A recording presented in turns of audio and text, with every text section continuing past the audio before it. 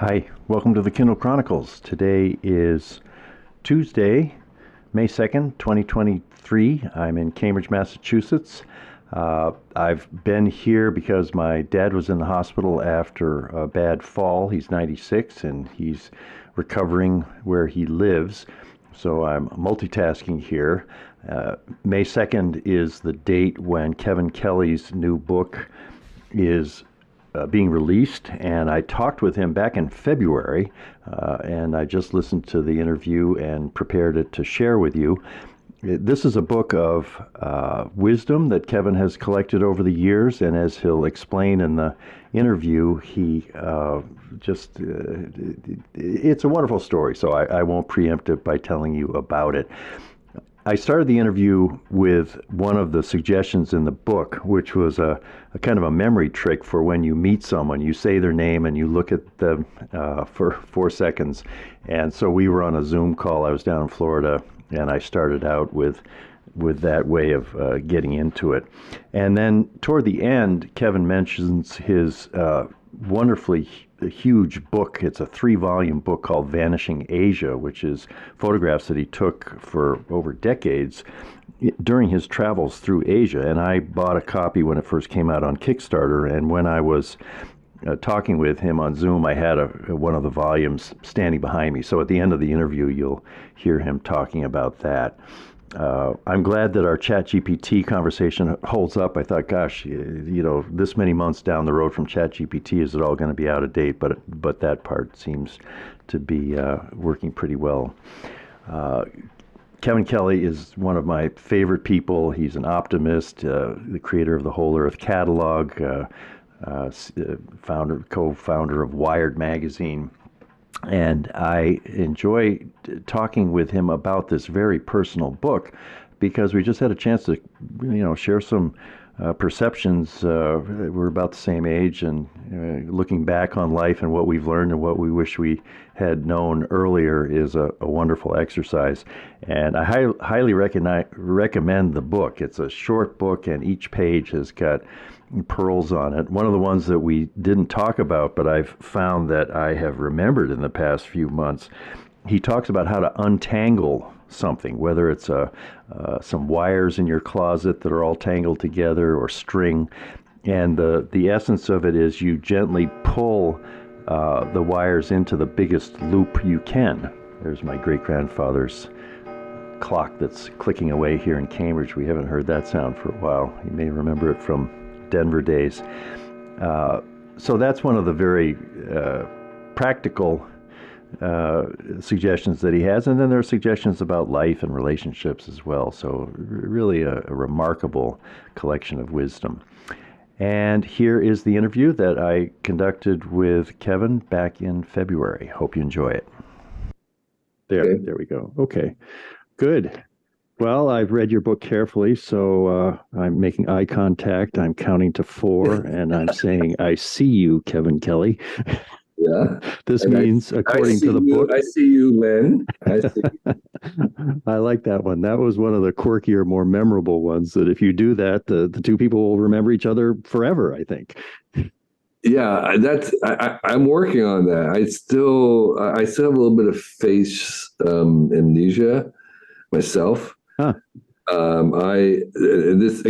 These quotes for me, I remind myself all the time, and I started writing them down as ways to help me remember these things, because I had a very embarrassing situation where I was working with someone on a weekend workshop, and I worked with them one day, and I came in the next day, and I introduced myself to them. It was a group. Yeah, they were part of a group, of 20 people. It's like we were sad. We know you. It's like, oh, okay. Yeah. So anyway, these are reminders, and they kind of I wrote them as little tweetable things that we could remember and remind ourselves with them, because that's what I use them for. Yeah. Well, and the book is Excellent Advice for Living. It's going to be released May 2nd by Penguin. 450 bits of advice. Do you remember the first time you had the idea? Oh, there it is. It's looking very nice. For those who are watching, there's a little cover. This is a little prototype. Yeah. thing, but close to it. It's a small book, and that was on purpose. When did you get the idea to do it? Well, first of all, our family is not an advice-giving family. I'm not a kind of a sermonizing parent, and so we didn't really give our kids much spoken advice. I was of the brand of child rearing that the kids don't listen to what you say; they watch what you do. Mm-hmm. And so and that actually worked, because there are many things that we never said a word about ever that they do, and or don't do. And so, what's an example of that? That's fascinating. Well, okay. So, I don't swear. I've never sworn. My wife doesn't swear. We've never talked about swearing. We've never corrected their language. Never saying you can't do that. Never ever had any discussion like that. None of our kids swear.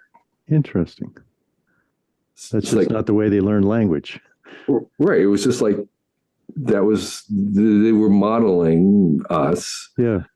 And we didn't ever once say that's not appropriate to say or anything like that. Huh. And so, anyway, so the point being that we're not in the habit of kind of lecturing or sermonizing stuff, but nonetheless, I found myself, as I said, reminding myself of things. And as I got older, there were things that I realized that I wish I had known earlier. And so I decided when I was 68 that I should try and write some of those down. And that maybe even though we aren't in the habit of talking to our kids that way, maybe this would be helpful for them. Maybe there would be something that they wish we'd actually said. As not like new things, because a lot of this knowledge isn't new, but just as a way of having something in my head that you can remind yourself. So an example is like something I remind, a bit of advice is, when I can't find something in my household and I eventually do find it, I put it back, not where I found it, but where I first looked for it. Okay. I love that. So that's what I do now. I remind myself, okay, I spent time looking, oh, here it is. Okay, I found it. Yeah. Now I'm not going to put it back where I found it. I'm going to put it back where I first looked for it. And I remind myself that, and that's a good piece of knowledge, of advice, practical, positive, that I wrote down off the top of my head, and then I shared it with my kids, and they liked it, and I shared it with my family, and we have a very large extended family, and so they all liked it. So then I posted it, and then it went viral, and then I started doing it every year on my birthday, sharing it, and I realized that this was valuable to others, and so I decided to keep going. And what I was trying to do was to kind of distill a whole book of wisdom and advice into a tweetable, I didn't use that word, but kind of into a single sentence, which actually turns out to be tweetable. And the purpose of it was not to make it tweetable, but to make it memorable, to be able to remind yourself of it, that, like you said, when you meet someone, look them in the eye, count to 4, say, I see you, in your head. And that would help you. That was some practical thing that you could remind yourself about. And again, another bit of advice is that, when you find something in someone else you find irritating, it's a chance to look at yourself to see why you find it irritating, because often what ticks you off about others is what makes you tick. And so as a way of reminding yourself, having it into your head in a phrase that you can come back to is very valuable. Yeah. That one about, I think one of the ones I highlighted when I was reading it is, you can learn important things from people you don't like. Yes. Just the fact that you don't like them. Right. And why do you think that is? Why do you think we don't like people? No, why do we learn so many valuable things from people we don't like? Well, I think it actually goes back to why we don't like people, because the truth is that, I mean, people are not binary. And this has sort of been one of the lessons of the current renaissance in long range storytelling. These, the Lost, the Sopranos, the things, is that you get a chance to understand that everybody, even your heroes, are complicated. Nobody's perfect. Mm-hmm. Everybody has their downsides, their weaknesses. And in fact, in my theory, this is another piece of my advice, is that often a person's strongest strength is on the same axis as their strongest weakness. They're related. And so all of us are mixed. All of us have flaws. All of us can be unlikable in certain dimensions. And the fact that we and you and I are unlikable in certain areas doesn't mean that we don't have things that we know more of than you and that we can teach. And so I think this is partly is in its attempt to see that people are complicated and multidimensional. Mm-hmm. Not a binary, like that's a bad person. No, there's a person who does bad things. And so I think that so it's a more sophisticated way of looking at people, and it means that this is in kind of religious context. You're condemning the sin, not the sinner, is what the true Christian would say. Mm-hmm. You're loving the sinner while condemning the sin. That's a very high bar. Yes. A very high bar to be, but that's a little bit what I'm saying is that you can learn from the sinner. You're not going to emulate their weaknesses, but they have other things that you can learn from. And that, again, that's a high bar. Yeah. Because what happens is our natural chemistry, our natural abilities to remove ourselves from someone who's, say, doing harmful things, and there are issues about being around them while they're doing that and how you learn from them. So it has to be done carefully. Yeah. It has to be done judiciously. And there may be people that you're not obligated to like everybody. Right. We have no obligation to like everybody. We have obligations to, in a certain sense, have a certain amount of dignity and respect for everybody, including people who are not nice, but we don't have to like them. Yeah. Yeah, and I was thinking of a conversation I had with an in-law, I guess, yesterday here in Florida. He'd been in a cult for most of his life with his wife and raised kids, and this is a little bit of family drama that we all lived through. They left the cult, they're now back out, and there's so much hard feeling that when my wife said, we're going to go see them today up in Sarasota, and I said, I don't want to go. I don't want to get stuck with that guy and have him tell me about Jesus and all this stuff. And I went and, and at a certain point, having coffee and Siesta Key,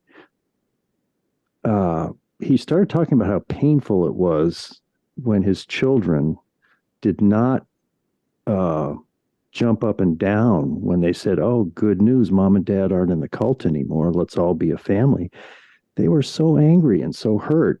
And he just said, I said, well, how did you handle that? And did other parents leaving the cult have the same thing? And he said, yeah, there's so much pain on both sides, and you just have to wait in kind of a silence to let it run its course or whatever. And I sort of knew that, but to hear it coming out of that context, a context I would never think, well, I'm not going to be in a cult and have to worry about that. What can I learn from this guy, And I just felt so close to him afterward, Yeah. I mean, and then it was all real fundamentalist Christian stuff and everything. And I've been doing a lot of meditating lately. I'm, following this podcast by Jim Finley and, and so I'm meditating an hour a day, just sitting on my cushion and all this stuff. And I had this, I just said, I wonder if he meditates. I wonder if he ever has silence, because he's still pretty wrapped up in Jesus. He's just not part of the cult. So I said, do you ever just sit in silence with your wife or whatever? Yeah. And then they start talking in tongues, a lot of weird stuff that doesn't happen when I sit. But again, it was just this very powerful sense of a connection with somebody I could barely bring myself to agree to spend an hour with. And, some of my, wonderfully sensitive, intelligent friends who are all like me, I don't often get those kinds of breakthroughs with it. Yeah. There you go. Yeah. The people are complicated. And for all, maybe your meditation is a cult that you're not even aware of. I know it is. It certainly is. Yeah, Richard Rohr is my guru, and Richard Rohr. Okay, yeah. But I like Richard Rohr. Yeah. So I think being able to cultivate this idea of a compassion for people, and this was another bit of advice: is when you see somebody angry, the proper response is not to be angry back, but to be compassionate, because that's pain. They're expressing their pain with their anger. And so if we can rustle up compassion in any way for that, it's really hard in the moment. I have to tell you, right? Again, I remind myself, I see somebody angry or angry at me, I want to respond in kind, but I'm saying, no. This is, they're in pain. This is, you've got to treat them as if they've got an illness, a pain. So, yeah. Another one I loved, you talk about that thing that made you weird as a kid could make you great as an adult if you don't lose it. Yeah. Wow, there's a lot in that. What made you weird as a kid that you can relate that to? I was a maker, though we didn't call it that. And I was alone in that because I had no older brother, and my dad was not like that. I had nobody in the neighborhood, but I was making things from the beginning. And I made when I was 10, I made a railway layout and did all the wiring for the lights, which I scavenged different places. And then I went on to make a nature museum. I discovered this book in the library about how to make a nature museum, and I was turning my basement into a nature museum and having kids in the neighborhood collect stuff for me. Made exhibits, and then I went on to make other stuff, including a laboratory, and it was just like, that was strange. I don't know where that came from. I don't know why. That's all I wanted to do, and now I'm doing it. I'm making it, putting it onto YouTube, and doing whole earth catalog. Stuff about tools and Recomendo. So I really kind of worked at trying to not lose that joy of making things, even though you could buy them, or making things that you couldn't buy. And I've seen that with other people that I have encountered, in the way in which there is a childlike weirdness about them. And we all seen, I see in my own extended family, incredibly creative kids that were sort of channeled into, what's the word, professional occupations. And they're happy enough, but man, I think they would be a lot better if they were able to regain some of that creativity and weirdness that they had as kids. Yeah, because weirdness tends to make parents afraid, that my kid is weird, and that I gotta fix that before they apply to college. Well, and of course, the weird truth is that the weirder you are, the more chances you are of This is something that I had to go through with my three kids during college applications, which is no. You don't want to gloss over those little gaps or things. You want to emphasize them. That's the thing to distinguish yourself. And actually, I've heard some of the college admission officers talk about what they look for, and they look for angular kids. What do they mean by that? Lots of different types of They want something, instead of this kind of smoothed over generic thing. They want people to have little kind of elbows poking. Yeah. A little bit of, they call it angular, which I thought was, that's a beautiful image. Yeah. Where there was this little, weirdness, a little bit of oddness, a little bit of unconventionalness. And so, so if you do have kids, you want to kind of help them, what's the word I want? Manage their weirdness. Yeah. Claim it. Yeah. Yeah. What were you weird as a kid? Yeah, I was writing all the time about what I had for breakfast, and I was obsessive. You were blogging? I was blogging before it was even invented. Exactly. And I was tinkering with stuff. Did you keep that? Did you keep any of that writing? Yeah, I got a blue diary I wrote when I was 7, and I was also obsessive about doing things that I said I would do. So it was a daily diary, and so I would skip like 5 days because something happened, and I would go back and fill in fake entries like I had breakfast today. Next day, so that's something that's I've done my podcast. Are you writing daily now? Yeah. In fact, the Richard Rohr, something in one of those guys, I'm writing 20 minutes in the morning and the evening in addition to the hour of sitting. And it's sort of like, what do you call it? Morning journal, just trying to get really free writing going. And it feels there's a childlike joy there. I'm still that kid that nearly 70 years ago I'm using the Kindle Scribe now, this great new invention by Amazon, and it's joyful, and I think it also has that quality. It was what I was reading in that thing. It's joyful, and it's my best shot at where I want to be going next, because that joy pulls me toward unexpected things. Yeah, and they turn out to be pretty cool. Yeah. I think that's really healthy, and I think allowing yourself that permission to be lost and to not know where you're going, which is for me one of the bits of advice in the book about travel, which is that you want to permit yourself to get lost because you're going to discover the thing that you didn't know you were looking for. Mm-hmm.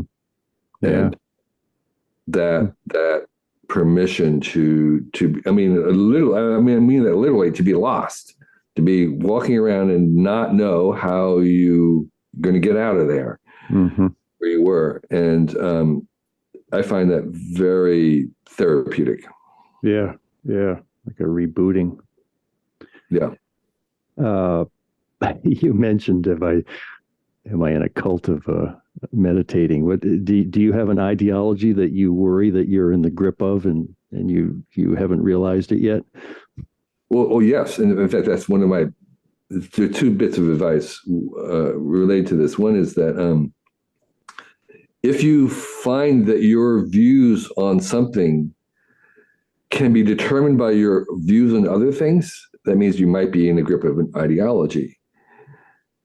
The more unexpected your views are, the more likely that you're thinking independently. Yeah. I mean, it's just like I shouldn't be able to tell what you think about, I don't know, SAT testing or whatever, by your views on abortion or other things. Okay. And so if I can, that means that you might want to consider it, or the same for me. So that's one thing. And the second thing is if you read history at all, it's very, very clear that some of the things that we all believe right today are going to be embarrassing and cringeworthy in the future. Mm-hmm. So the question that I think I ask myself a lot is, what am I wrong about? Yeah. Today, I mean, what do I assume? What am I wrong about that I assume? Because it's really inevitable that it is, and so I'm always looking for that thing that is likely to be a wrong assumption. Yeah. And it takes some work, because I mean, we're not constantly evaluating your assumptions is a lot of work. Mm-hmm. I find that my wife is one of my most reliable detectors of things that I don't know I'm being ideological about or being stuck about. And if she were to follow your advice that you should never use the word you in a domestic argument, I think I might not learn as many things as when she says, you do this, you always do that. And I don't like it. It's not much fun, but I've had some. There may be other ways of conveying that information. They don't have the impact, though. I mean, it's like I got to get hit on the head with it to even consider that she might be right. Yeah, but I do agree that's a good tool for domestic tranquility. Yeah, you ratchet down the So people, does she respond to when you say you do this and you do that? Not very well, I would say. You should ask her that. That would be. You don't dare ask. No. 37 years. No, 39 years coming up. Yeah, we're similar. So I have a little bit of kind of what I call relational advice, but I am far. I'm far from the expert on that. I probably have more career advice, more child rearing advice, more working together advice, and less relationship, which is very deep, and I don't feel that I have a lot of wisdom about that. I mean, we've been married long, and we're actually more in love now than when we first got married, which I think is a good thing. Mm-hmm. But we started in a very low bar. So, Chat GPT, new Bing, Sydney.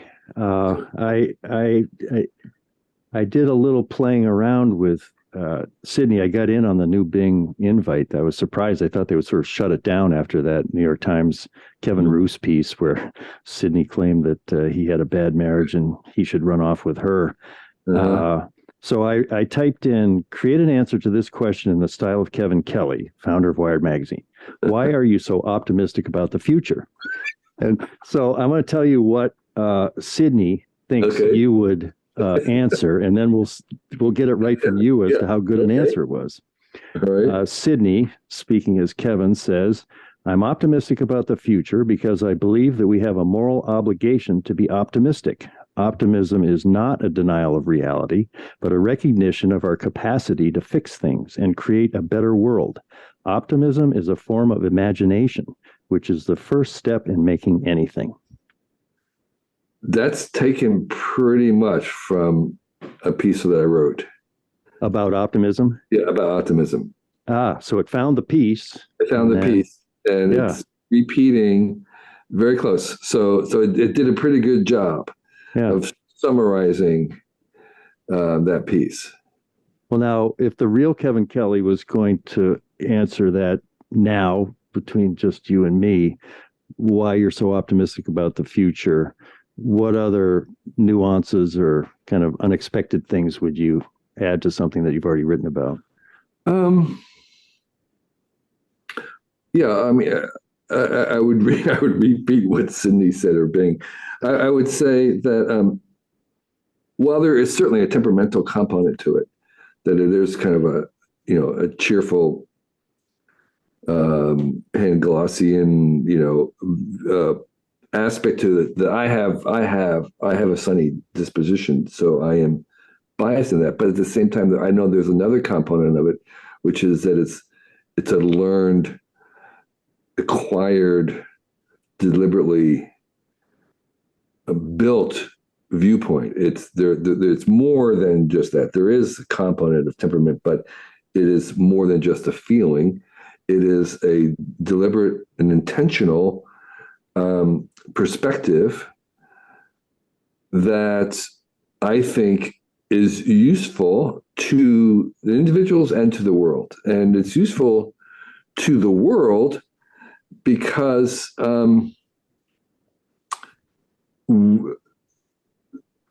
the future that we have is so complicated, and the future that we want is going to be equally as complicated, that I think it's very, very hard to make it a future that we would want inadvertently without having imagined it beforehand. Mm-hmm. So I think we want to be able to see it. It's going to be much easier to make something if we can imagine it, envision it before, rather than just sort of stumble on it by accident. Mm-hmm. That act of imagining it and believing that it's possible is an essential component of making it come about. Mm-hmm. And so so I see optimism as a kind of a process where we're imagining the future that we want and believing that it could happen, and then working toward to make it happen. Mm-hmm. And so that act of imagination is important and essential, and it's that's what I would call optimism, is imagining a future that we want, and maybe imagining how we could get it, and believing that it is possible to get there. Mm-hmm. That's important as a society, because it turns out, and if we looked in retrospect, that most of the things that we've made have been made by people who believed that they were possible, and that's why they kind of came about. And so all the good things that we have in the world have been made by optimists, basically. That's the societal point.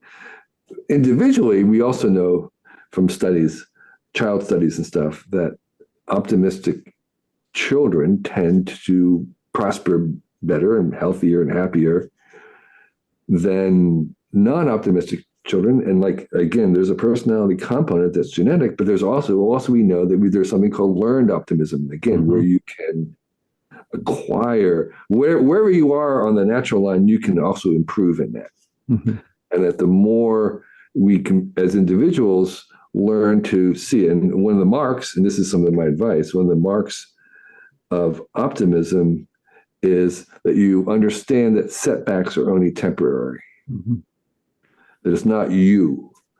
It goes back to our kind of like the difference between the sin and the sinner. Mm-hmm. That the setback is not an expression of you, it's circumstances that you can overcome. And that's one of the differences in kind of the viewpoint of children who are optimistic or not, is the optimistic ones will treat the failures and setbacks as temporary, whereas the ones that aren't tend to associate that's their fate. Yeah. My unlucky person, I am doomed, or mm-hmm. it always happens like this. I can't escape it. It's my environment. I'm the victim. And so so shifting that is also important to us as individuals. It strikes me that there's another point you make. Calm is contagious. Be calm to help others. And when I think of an optimistic child or a person who dares to believe these things are possible, therefore work on them, the quality of being calm as opposed to anxious, I guess, would be the opposite of it. Right. That's, that links to meditation and everything. But how would you make a connection of being calm and being optimistic? Are they the same thing?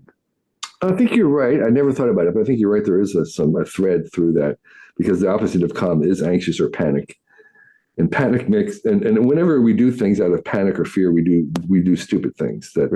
That's also this historical evidence that when people are afraid, fear is a motivator for sure. You can get people to do things, but when they do them out of fear, they usually do stupid things, mm-hmm.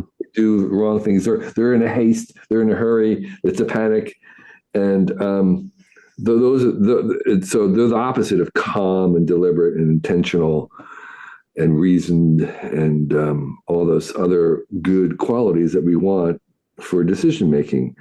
And so I think you're right. I think an optimist that might also include a shift away from fear and anxiety. I mean, another piece of advice that I have about that is that 99.9% of anything you fear that happens just never happens. That's just you kind of like, you have to realize that bad things, that basically good things happen, but good things happen slowly and bad things happen fast, and we're impatient. But if we're patient, we can allow the good things. So there's a kind of a patience required to say, yeah, it's happy. But if we just don't become urgent, if we don't panic, then the good things, we give them the good things time, and they will overwhelm.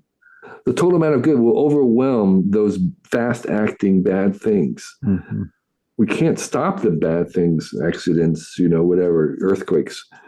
But we can overcome them with patience by rebuilding, by, accumulating tiny bits over time, that compounded interest idea.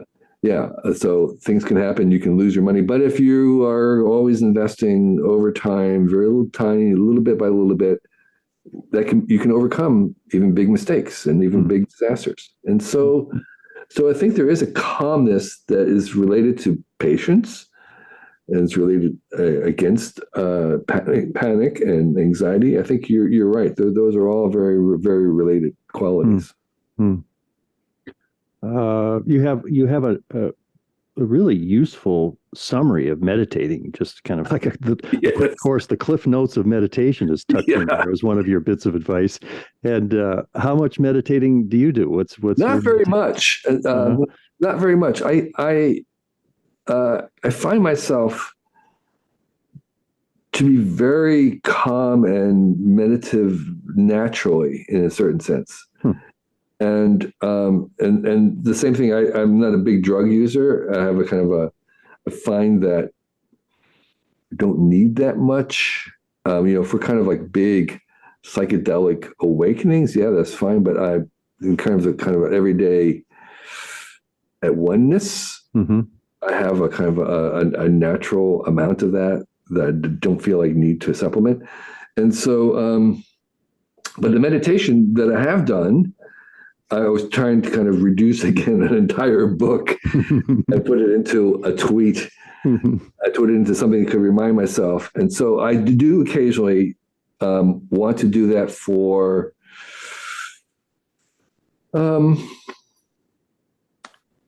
maybe a particular reason, like maybe I have a glimmer of anxiety or something. I'm worried about something, or I'm like I was recently in a MRI thing where it's slightly claustrophobic. It's like, okay, I gotta just we're just gonna do the not think here, and so and so I have, of course, plenty of friends who do, and I've been around, and I thought that I would try and distill the instructions to 2 sentences or whatever it was. Well done. The ChatGPT, the Bing, I think when we talked earlier, you talked about it takes so long to know how a new technology is going to change things, and better to embrace it so that you can shape it as opposed to just say no. But how big do you think this breakthrough is on the power of these?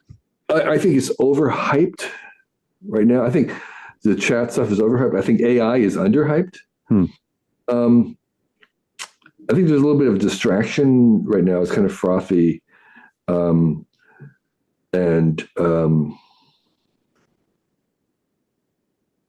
What's the word I want? I think what we're seeing is the beginnings of assistance, kind of the universe. I call it the universal intern. We're going to kind of hand off a lot of stuff. I'm using it all the time now for searching for answers and things, but fully aware of its unreliability. Mm-hmm. It's like an intern. I always say it's like an intern. You got to check their work. And I think that's a more interesting area right now that we're gonna have is this question of how do we know anything's true, and what is that process of truth making, and which we kind of have not really grappled with right now. Like, well, I believe it basically from the source. It's like, what is the source? But how does the source know? And so I think I think it's opening up a very big, exciting chapter in us of grappling with how we know things and how we decide things are true or not true, and how we can trust things in knowledge, which we haven't really had that conversation. I think that's sort of where it's going to go. Less about there's no chance this is going to replace people's jobs or anything. So I think there's some kind of, we'll look at the back of this and say there's some distractions about it, that some of the bigger issues about where it's really going to go and where it will have some meaning is going to be in a different direction than just employment. I think the employment thing is a kind of a distraction. Mm-hmm. It's going to be much more about how do we collaborate? What's the nature of collaboration? And can we trust, this idea of trusting collaboration, which will bleed over to how we trust other people entirely, right, or trust what other people say. And so, and getting maybe more foundational in the nature of how we know things and what's known. So in that way, I think that's a pretty fundamental thing. Mm-hmm. The employment aspect, I think, is just a distraction and not really something that will be there for very long until the next thing that comes along. Mm-hmm. It is remarkable, though.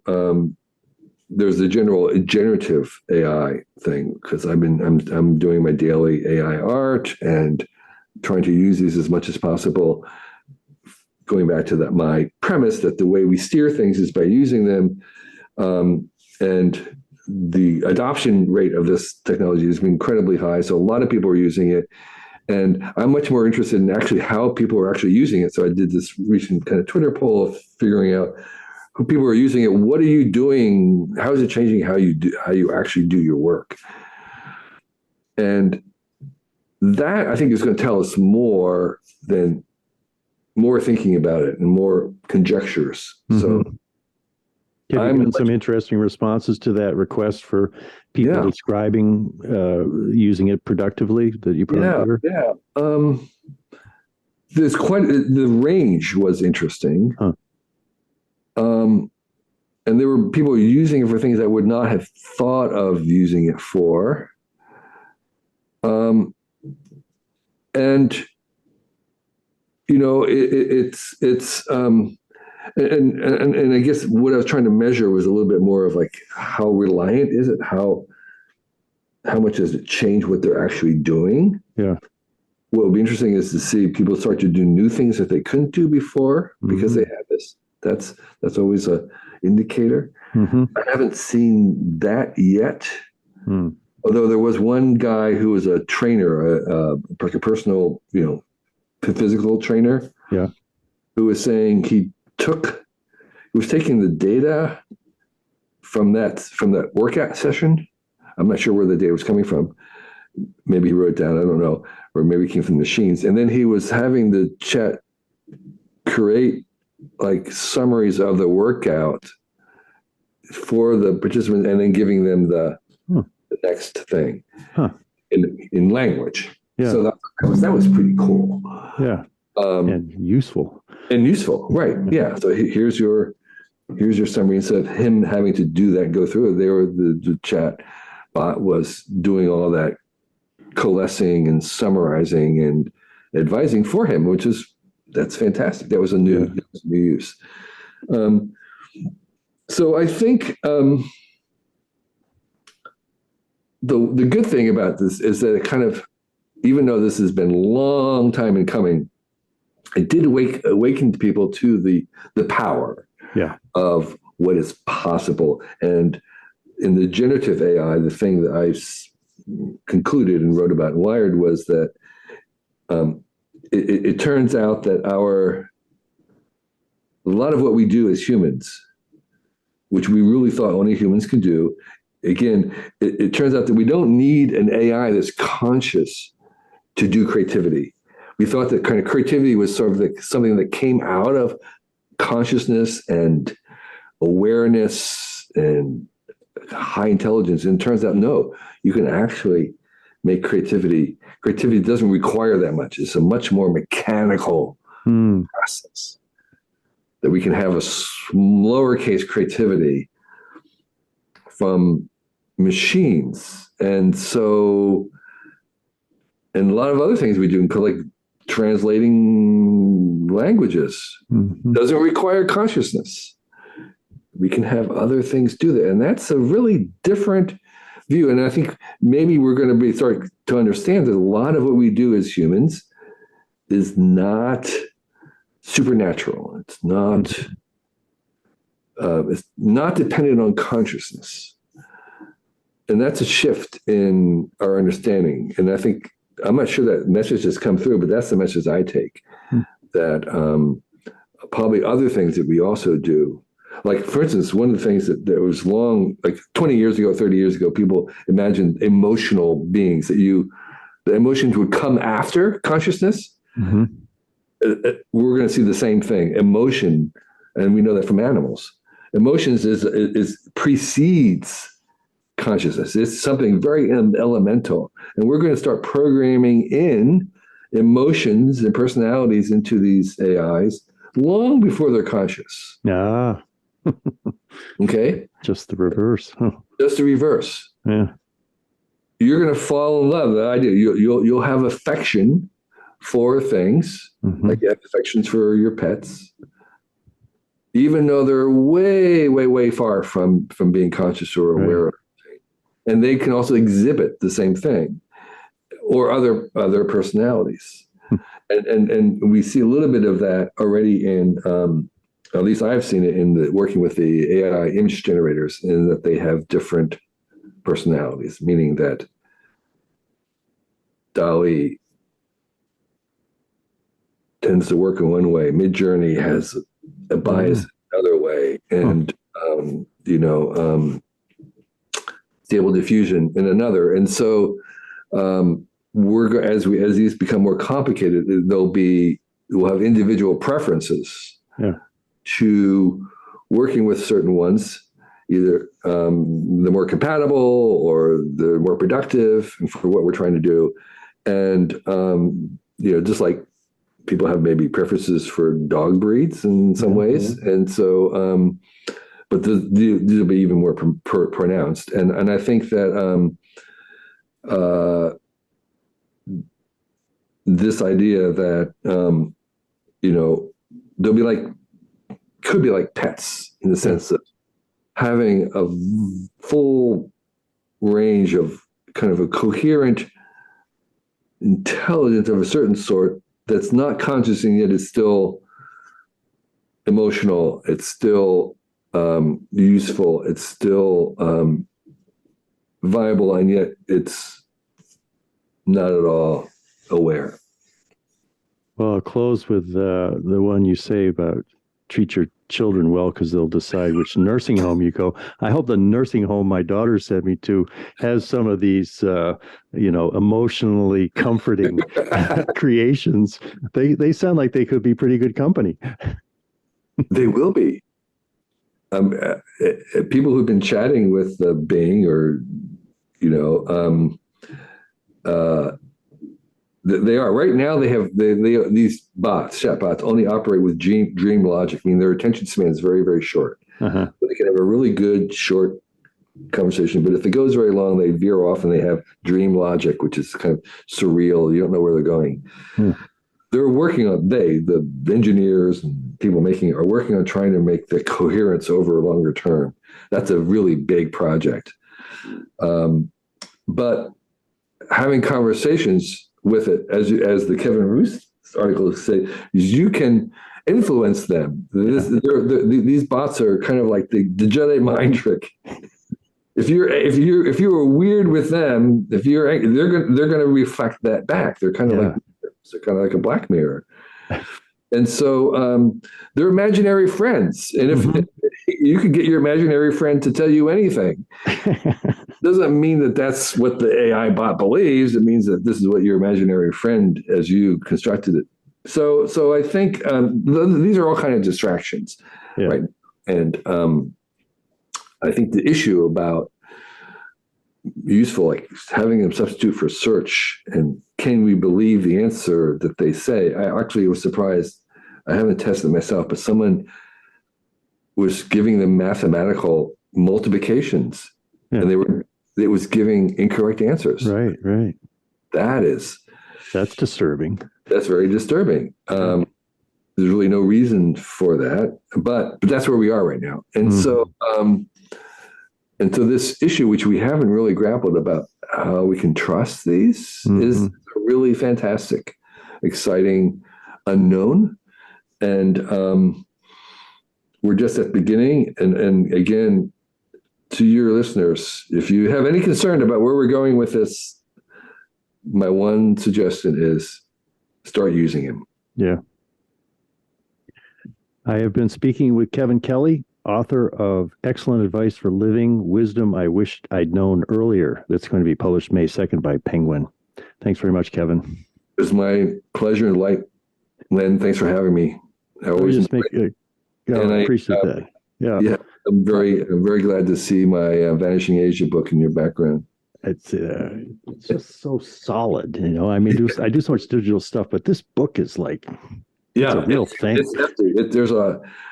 There's 9,000 images and at least 5 pounds of captions. 5 pounds of captions. I believe it. All right. Well, take care. Thank you.